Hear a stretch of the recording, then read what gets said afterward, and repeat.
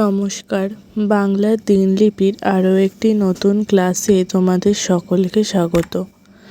আজ আমরা পড়ব পশ্চিমবঙ্গ মধ্যশিক্ষা পর্ষদের দ্বাদশ শ্রেণীর তৃতীয় সেমিস্টার সিলেবাসে অন্তর্ভুক্ত একটিমাত্র কবিতা রয়েছে, যেটি নবনীতা দেবসেন রচিত দিগ্বিজয়ের রূপকথা। উচ্চারণটা কেউ দিগ্বিজয়ের রূপকথা করে, আবার কেউ দিগ্বিজয়ের রূপকথাও করে। তাহলে প্রথমে কবি পরিচিতি সম্পর্কে জেনে নেওয়া যাক। নবনীতা দেবসেন হলেন একজন বিশিষ্ট লেখিকা বা কিশোর কবিও বলতে পারি তাকে। তার বাবা হলেন নরেন্দ্র দেব এবং মাতা রাধারানী দেবী। তার মা এবং বাবা উভয়েই কিন্তু বিশিষ্ট কবি বাংলা সাহিত্যে। তিনি মূলত তার কবিতা, প্রবন্ধ, রম্য রচনা এবং ভ্রমণ কাহিনীমূলক উপন্যাসের জন্যই জনপ্রিয়। তার প্রথম আত্মপ্রকাশ ঘটে দেশ পত্রিকায় প্রকাশিত প্রথম কাব্যগ্রন্থ প্রথম প্রত্যয় থেকে, এবং তার প্রথম উপন্যাস আমি অনুপম। তিনি তার কর্মজীবনে ছিলেন যাদবপুর বিশ্ববিদ্যালয়ে তুলনামূলক সাহিত্যের অধ্যাপক। তিনি তার সাহিত্য চর্চার জন্য এবং তার সাহিত্যের অপরিসীম অবদানের জন্য তাকে সাহিত্য একাডেমি পুরস্কার এবং পদ্মশ্রী পুরস্কারে ভূষিত করা হয়েছে। এছাড়াও তিনি নানান শিশু সাহিত্য পুরস্কারও পেয়েছেন। বিগত কয়েক বছর আগে, অর্থাৎ 2019 সালে তার মৃত্যু হয়। আমাদের আলোচ্য দিগ্বিজয় রূপকথা কবিতাটি তার দেশ পাবলিকেশন থেকে প্রকাশিত নবনীতা দেবসেনের শ্রেষ্ঠ কবিতা সংকলন থেকে গৃহীত। অর্থাৎ তার শ্রেষ্ঠ কবিতা সংকলন থেকে আমাদের আলোচ্য দিগ্বিজয়ের রূপকথা কবিতাটি সংকলিত করা হয়েছে। মূল পাঠ শুরু করা যাক। দেখো, কবিতাটায় কবি একটি রূপকথার গল্পের কথা বলছেন। যে রূপকথার গল্পে রয়েছেন একটি রাজকুমার বা রাজপুত্র রয়েছেন, সেই রাজপুত্রের দুঃখিনী মা দুয়োরানী, আর রয়েছেন সেই রাজপুত্রের স্বপ্ন, আর রয়েছে সেই সঙ্গে তার মা দুয়োরানীর আশীর্বাদ। কবি বলছেন যে রাজকুমার বা সেই রাজপুত্রের স্বপ্ন দিগ্বিজয় করা, অর্থাৎ চারিদিক জয় করা, নানা দিক নানা দেশ জয় করা।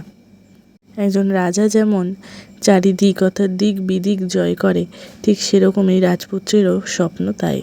দেখো, কবিতার শুরুতেই বলছেন রক্তে আমি রাজপুত্র, হলেনি বা দুঃখিনী জননী। কবিতাটা আমাদের বলছেন যেন সেই রাজপুত্র বলছেন আমি রক্তে রাজপুত্র, আমার রক্তে রাজার রক্ত বইছে, আমি রাজবংশের রাজপুত্র। হলেনি বা আমার জননী অর্থাৎ আমার মা দুঃখিনী, চিরদুঃখী হলেনি, কিন্তু আমাকে দিগ্বিজয়ে যেতে হবে। দুয়োরানী দিলেন সাজিয়ে, বলছে আমি দিগ্বিজয় করতে একদিন না একদিন ঠিক যাব, চারিদিক বিশ্ব ব্রহ্মাণ্ড জয় করতে আমি একদিন না একদিন ঠিক যাব, আমার রাজ ঐশ্বর্য বজায় রাখতে আমি যাবই। তাই দুয়োরানী অর্থাৎ আমার মা দুঃখিনী মা আমাকে সাজিয়ে দিলেন। এরপর দেখো, রাজপুত্র বলছেন, অর্থাৎ রাজপুত্রের মাধ্যমে কবি বলছেন কবচ কুণ্ডল নেই, ধনুক তুনির শিরস্ত্রাণ কিছুই ছিল না।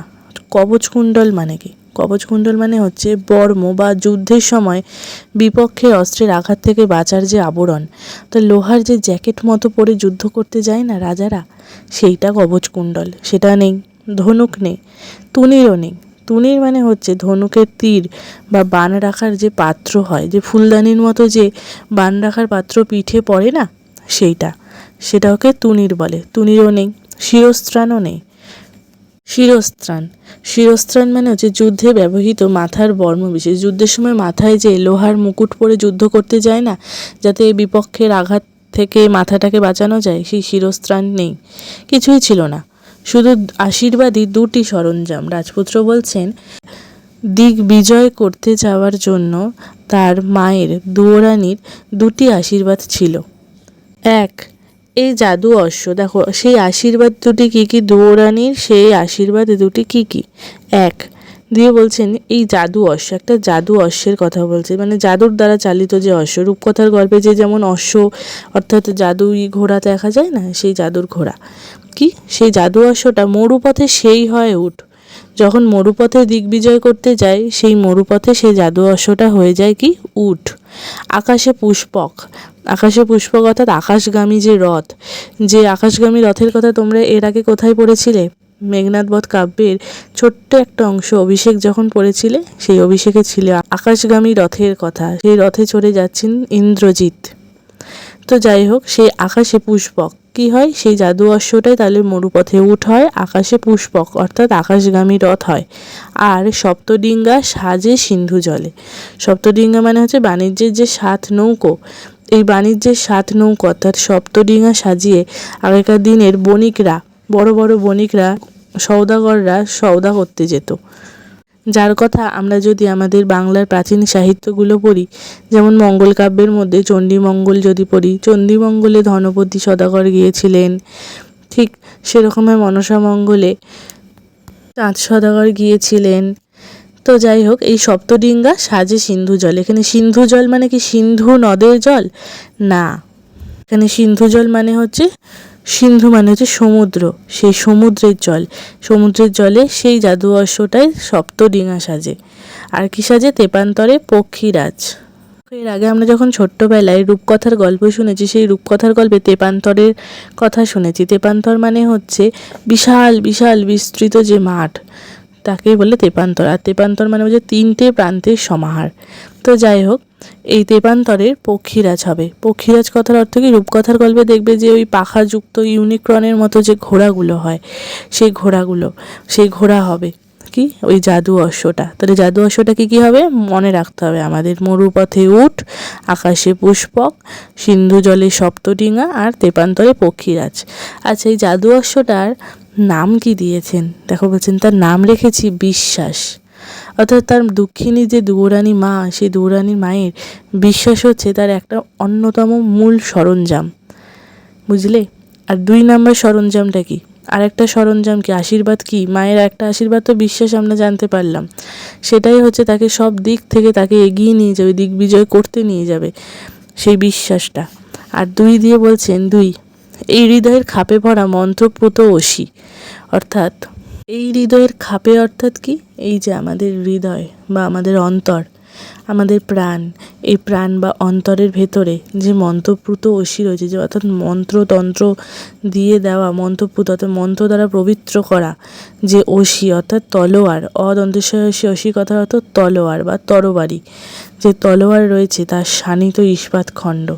তা একটা শান দেওয়া ইস্পাতের খণ্ড কি? আমাদের এই অন্তরটা হচ্ছে শান দেওয়া ইস্পাতের খণ্ড। প্রত্যেকটা মানুষের অন্তর অর্থাৎ হৃদয় শান দেওয়া ইস্পাতের মতোই হতে হবে। সেটা কি? অভঙ্গুর। সেটা কখনোই ভাঙা সম্ভব নয়, ঠিক আছে? যা ভাঙা যায় না তা হচ্ছে অভঙ্গুর। তার নামটা কি? ভালোবাসা। ভালোবাসা যদি সঠিক হয়, মায়ের ভালোবাসা যদি সঠিক হয়, সেটা কখনোই ভাঙা যাবে না। তাহলে কি? তাহলে রাজপুত্র দিগ্বিজয় করতে যাবে। সেই দিগ্বিজয় রূপকথার গল্পে রাজপুত্র বলছেন তার মায়ের 2টি আশীর্বাদকে সঙ্গে করে নিয়ে, সরঞ্জাম হিসাবে সঙ্গে করে নিয়ে সে দিগ্বিজয়ে যাবে। সেই দিগ্বিজয়ে যাওয়ার জন্য 2টো সরঞ্জাম কি? বিশ্বাস আর ভালোবাসা। দেখো এবার দেখো, কবি কিছুটা দূরে গিয়ে লিখছেন, নিশ্চিত পৌঁছব সেই তৃষ্ণাহর খরজুরের দ্বীপে। অর্থাৎ এই বিশ্বাস আর ভালোবাসাকে সম্বল করে নিয়েই দিগ্বিজয় করতে করতে কথক অর্থাৎ রাজপুত্র একদিন সেই তৃষ্ণা হরণ করা যে খরজুরের দ্বীপ, খরজুরের দ্বীপ অর্থাৎ খেজুরের দ্বীপ, মরুভূমির পথে খেজুরের দ্বীপ যদি দেখতে পাওয়া যায়, তাহলে বোঝা যাবে সেই মরুভূমির তপ্ত বালুরাশির মাঝে কোথাও একটা ছোট্ট ক্ষুদ্র জলাশয় রয়েছে, আর তার পাশে খেজুর গাছ রয়েছে। খেজুর গাছটাই সেই চিহ্ন বহন করে জলাশয়ে থাকার, যেখানে গেলে তৃষ্ণা হরণ হয়ে যাবে, সবার তৃষ্ণা লোপ পেয়ে যাবে, যেখানে গেলে সবার তৃষ্ণা দূর হবে। সেই খরজুরের দ্বীপ যখন মরুভূমিতে দেখা যায়, তখন সকলের প্রাণ যেন ফিরে আসে। তাই রাজপুত্র অর্থাৎ আমাদের কবিতার কথক বলছেন, একদিন এই দিগ্বিজয়ে বেরিয়ে মায়ের বিশ্বাস আর ভালোবাসাটাকে আশীর্বাদ হিসাবে সরঞ্জাম করে নিয়ে একদিন এই তৃষ্ণা হরণ করা খরজুরের দ্বীপে অর্থাৎ খেজুরের দ্বীপে একদিন নিশ্চিত পৌঁছাবো। প্রত্যেকটি মানুষের জীবনে যেমন তৃষ্ণা হরণ করার জন্য জল অন্যতম গুরুত্বপূর্ণ ভূমিকা রাখে, ঠিক তেমনই কবি বলতে চাইছেন যে প্রতিটি মানুষের কাছে বিশ্বাস আর ভালোবাসা তৃষ্ণার জলের মতোই জীবনযাত্রার একান্ত প্রয়োজনীয় উপাদান। আমার এই আলোচনার ক্লাস কেমন লাগছে অবশ্যই জানাবে, আর সেই সঙ্গে ক্লাসটি বন্ধুদের মাঝে শেয়ার করে দিও এবং এরকম আরও বিষয়ভিত্তিক আলোচনা পেতে হলে চ্যানেলটি লাইক করে সাবস্ক্রাইব করে বেল আইকন প্রেস করে দিও। ধন্যবাদ।